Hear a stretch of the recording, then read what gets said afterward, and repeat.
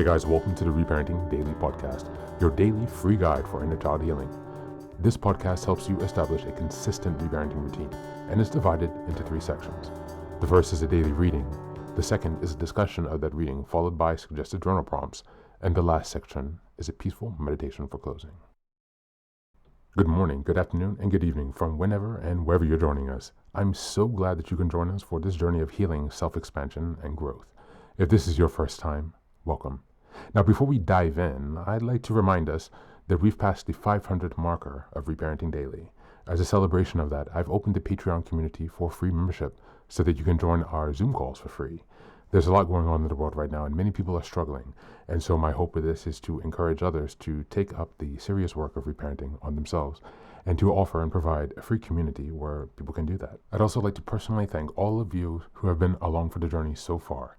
Just as a reminder, this is a free podcast, but I do sell the Reparenting Daily Journal where you can follow us along with all the monthly and weekly themes, and where you can also join us in our free Zoom calls to reflect on the weekly themes as we make our way through the year. This is something that I've opened up for free, but you can purchase the journal if you'd like to support the podcast. You can also just copy the themes within your own journal and follow us along there. If you'd like to support us in other ways, you can also join the Patreon with a paid subscription or also donate on Buy Me a Coffee.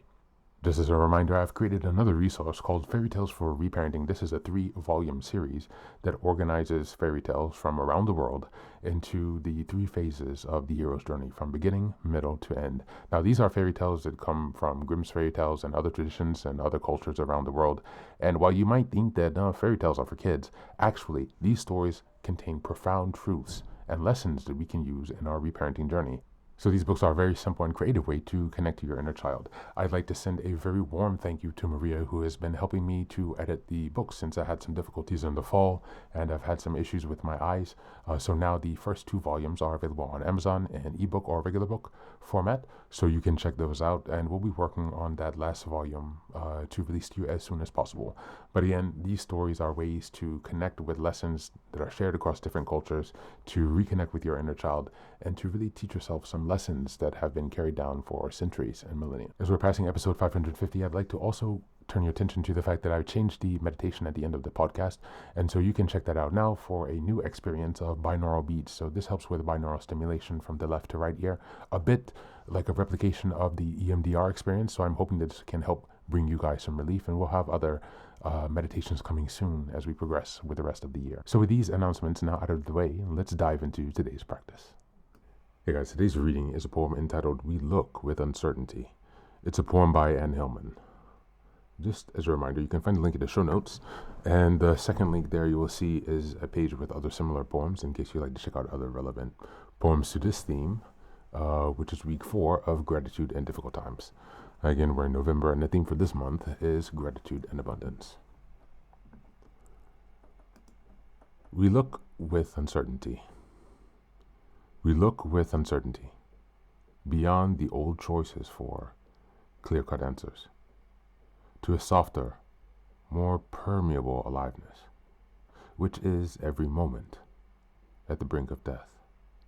For something new is being born in us, if we but let it. We stand at a doorway, awaiting that which comes, daring to be human creatures, vulnerable to the beauty of existence, learning to love.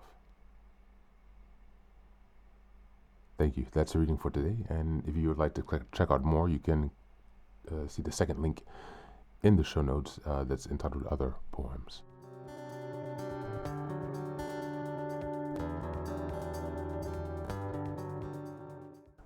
Today's reading invites you to see uncertainty not as a threat, but as a doorway. This poem describes standing at the edge of the unknown, the place where the old, rigid ways of seeing clear-cut answers no longer work. Instead, we're called into a softer, more alive way of being, one that requires vulnerability. Within the context of gratitude in difficult times, the poem suggests that gratitude isn't only for the moment of clarity. It's for the raw, trembling moments where something new is trying to come alive inside you. The poem talks about living at the brink of death, which symbolizes the emotional and psychological deaths we experience when old identities, beliefs, or survival patterns dissolve. Gratitude becomes an anchor here. Not gratitude for the pain itself, but gratitude for what the pain is opening, gratitude for the transformation that is happening behind the scenes. That gratitude turns uncertainty into possibility, fear into soil, where new strength, wisdom, and self-understanding grow. Finally, the poem ends with a call to dare to be human creatures, imperfect, breakable, open to beauty, and learning to love. In difficult times, gratitude becomes an act of courage. It helps you stay open instead of shutting down. It helps you notice the glimmers inside of the chaos. It helps you keep your heart intact while the old version of you falls away. Gratitude here is not a sentimental feeling. It is the strength that lets you stand at the new doorway without running back to what's familiar. As we go into the journal prompts today, number 1, what part of me is currently dying or dissolving, and what new capacity or identity might be trying to be born beneath that discomfort? Number 2, where in my life am I seeking rigid answers instead of allowing myself to stay open to possibility, mystery, or growth? And number 3, in this season of uncertainty, what small glimmers or moments of beauty can I intentionally express gratitude for, even if everything isn't resolved just yet? That's it for today. As always, thanks for being here. Take care of yourself, and please do be well.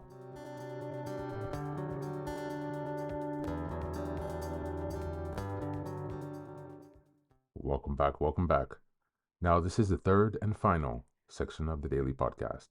This is your silent meditation. Please go ahead and find a space where you can be comfortable and undisturbed, where you can relax and spend some time with yourself for this 10-minute silent meditation. You can choose to be sitting, standing, lying down, or in whatever position makes you comfortable today. Take a moment to simply be with yourself. Focus on your breath and gently connect with each part of your body. If thoughts arise, don't let them overwhelm you. Just observe them without attachment.